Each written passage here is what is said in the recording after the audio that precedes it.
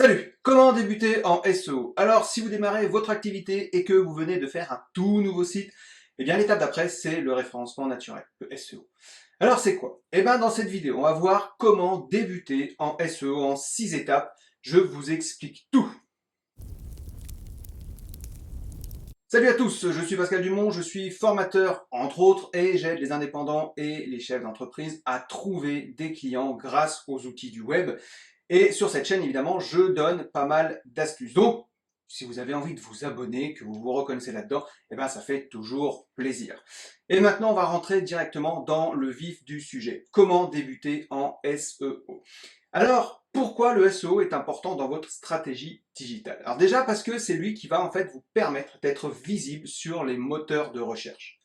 Les mots-clés, tout ça, etc. Enfin bref, on verra ça un petit peu plus tard dans la vidéo. Donc, restez bien attentifs à ce que je vais dire. En fait, le SEO, ça représente une sorte de magnifique opportunité d'acquérir de la visibilité pour votre entreprise, avec un investissement financier qui est minime, surtout si c'est vous-même qui gérez votre site. Alors, évidemment, vous rencontrez vos futurs clients au moment où ils recherchent des solutions sur Internet, et ils seront particulièrement réceptifs à votre offre si elle correspond à leurs besoins. C'est ça l'intérêt. Cependant, alors je ne vais pas vous le cacher, c'est un investissement important au niveau de votre temps. Surtout si vous souhaitez en faire votre principale source d'acquisition. Alors, maintenant, c'est quoi le référencement naturel, SEO? Alors, le SEO, il rassemble des pratiques qui favorisent donc la visibilité des pages de votre site dans les moteurs de recherche, Google, Bing, Quant, etc. Il y a trois parties. Il y a la partie technique pour que les robots d'indexation en fait comprennent ce dont vous parlez. Il y a aussi la partie rédaction de contenu, ok, et ensuite la troisième partie qui est celle de l'autorité, en particulier avec ce qu'on appelle les liens externes. Alors bon, j'ai fait une formation moi qui s'appelle Nectar SEO et qui vous fera gagner un temps de fou sur l'optimisation de votre SEO. Je vous laisse aller voir évidemment mon site lweb.fr. Mais dans cette vidéo, je vais vous donner les 6 étapes pour débuter, mais avant, une rapide petite mise au point. Comment le SEO va-t-il aider votre entreprise? Parce qu'en fait, c'est ça le but, c'est l'idée. Le référencement naturel, il est centré sur l'acquisition de trafic. Cependant, le volume de visiteurs n'est absolument pas synonyme de clients. Bah ouais, c'est nécessaire que vos clients ou vos prospects en tout cas soient réceptifs à votre offre. Ok? Bon, je vous explique avec un exemple très clair. Si vous vendez des raquettes de tennis et que vous publiez sur votre site un article sur le meilleur fondant au chocolat grâce à la recette de votre grand-mère.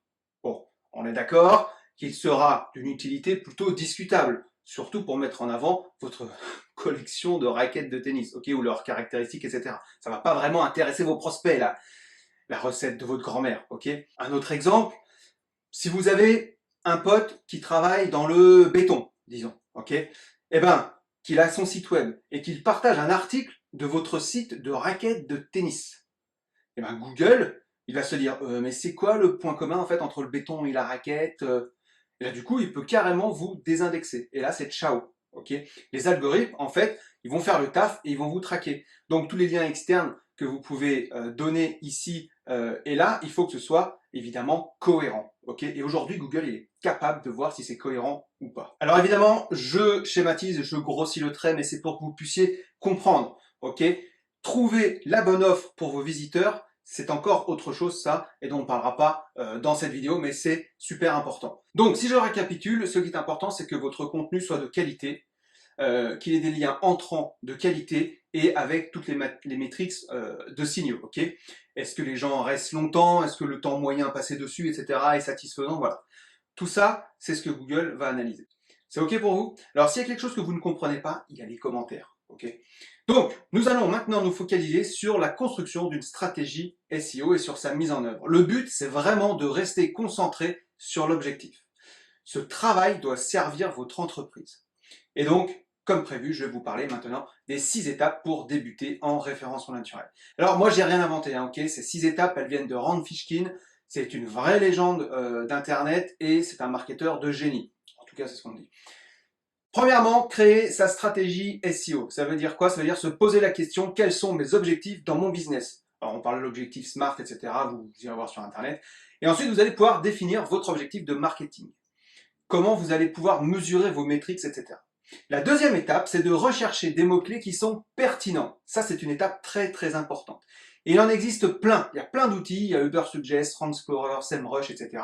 Bref, vous allez pouvoir regarder quoi? Le recherche au niveau du volume, de la concurrence surtout, c'est ça qui est important. Donc si vous vendez des raquettes de tennis, que votre mot-clé c'est par exemple vendeur raquettes de tennis.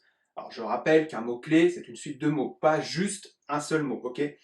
Eh bien, sur ces mots-clés, vous avez, j'imagine, peut-être plus de 11 millions de résultats, quelque chose comme ça. Je vous mets la capture d'écran. Et donc, ça va être compliqué d'être en première page, ok? Il va falloir affiner. Par exemple, vendeur de raquettes de tennis Haute-Savoie. Et ça va peut-être descendre en dessous vers les 300 000. Et puis après, ben, à vous de voir comment trouver les meilleurs mots-clés d'affiner, etc.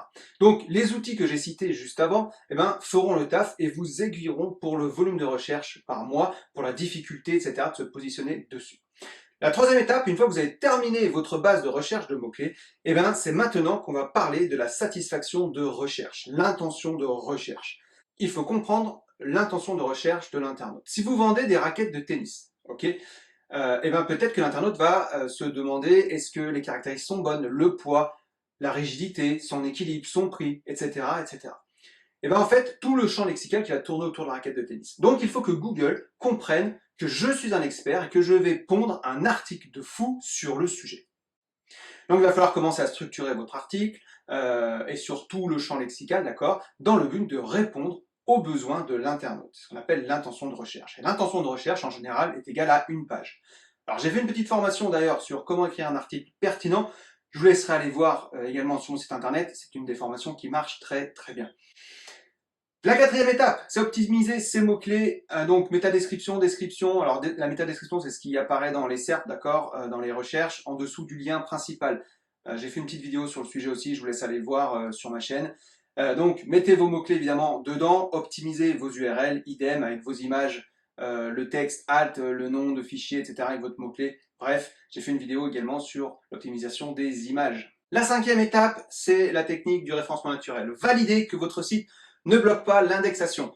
Ça arrive malheureusement beaucoup plus souvent qu'on le pense.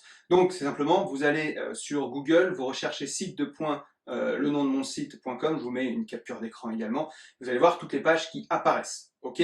Si évidemment il n'y a pas de page qui apparaissent, c'est qu'il y a un petit problème et souvent il y a un réglage à faire dans le tableau de bord de votre site. Par exemple sur WordPress, il faut aller dans Réglages, Lecture, puis cocher une case, ça veut dire demander au moteur de recherche d'indexer ce site, quelque chose comme ça. Ok? Donc ensuite, il faut avoir un site sécurisé, le fameux HTTPS. J'ai fait aussi une vidéo dessus, et ça va favoriser en fait votre référencement, le HTTPS. Ok, c'est une option qui est proposée par la grande majorité des hébergeurs. Ok, c'est un site aussi qui doit être pensé pour l'usage mobile, ce qu'on appelle le responsive design. En gros, il faut qu'il s'adapte à tous les écrans. Alors franchement, aujourd'hui, les nouveaux thèmes, les CMS, etc., bah, ils s'adaptent tous à ça. Ensuite, il faut optimiser la vitesse de votre site. Alors, la vitesse d'affichage devient un critère aujourd'hui d'évaluation de son site dans le référencement naturel. Alors cependant, assurer la vitesse d'un site, ça représente un réel défi, surtout pour la version mobile. Alors je ferai peut-être une vidéo sur le sujet, je verrai. En tout cas, votre seul impératif, on va dire à court terme, c'est d'optimiser la taille de vos images. Ok, vous pouvez les compresser par exemple avec Tiny PNG. Et si possible, eh ben, vous allez les redimensionner avant de les intégrer au site. C'est toujours des requêtes en moins pour le serveur. Hein, je vous l'ai dit, j'ai fait une vidéo dessus, je vais essayer de la mettre en fiche si j'y pense. Alors la sixième étape, eh ben, c'est attirer les liens entrants. Alors pour moi, je trouve que c'est la partie la plus compliquée, mais elle est très puissante pour construire son autorité. Alors au début, personne ne vous connaît, ok, donc vous allez voir des personnes qui peuvent vous publier, par exemple votre article sur leur site, voir aussi les gérants de sites qui sont sur le même sujet que vous, les mêmes thèmes, voir également pourquoi pas des journalistes, etc., etc. Bref, des liens externes pertinents qui vont influencer fortement votre positionnement dans les moteurs de recherche, ok. Le maillage interne est également intéressant, il contribue à l'autorité des contenus sur l'ensemble de votre site. Et quand vous débutez, ben, vous pouvez vous inscrire dans un ou deux annuaires professionnels de qualité.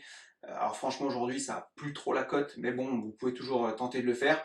Mais c'est également une bonne pratique de proposer un témoignage à vos fournisseurs, ok, et vous rapprocher des organisations professionnelles pour apparaître, on va dire, sur leur site. Il y a aussi les contenus avec des données exclusives qui attirent spontanément tous les liens, car les journalistes, évidemment, bah, les blogueurs aussi, et les clients, eh ben, ils sont un peu friands de ça, de la source artistique pour valider sa pertinence, etc. Voilà. Bon, j'avoue que c'est encore peut-être un petit peu de charabia pour tous ceux qui débutent le référencement naturel, Et c'est pour ça d'ailleurs quand j'ai créé ma formation Nectar SEO, j'explique tout ça en détail, chose que je ne peux pas faire dans cette vidéo YouTube, sinon ça serait beaucoup trop long, on y passerait la nuit, ok.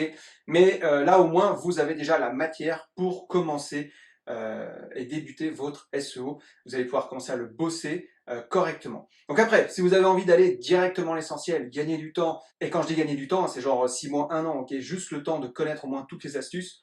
Là, avec la formation, vous avez un plan qui est défini directement, c'est nickel, il suffit juste de mettre en place et puis de passer à l'action, tout simplement. Alors moi, je vous dis de respecter ces 6 étapes et ça devrait le faire normalement pour votre référencement naturel.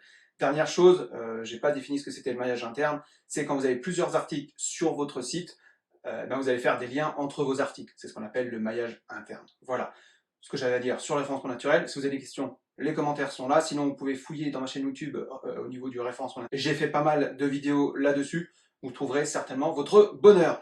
Je vous dis à très bientôt. Ciao.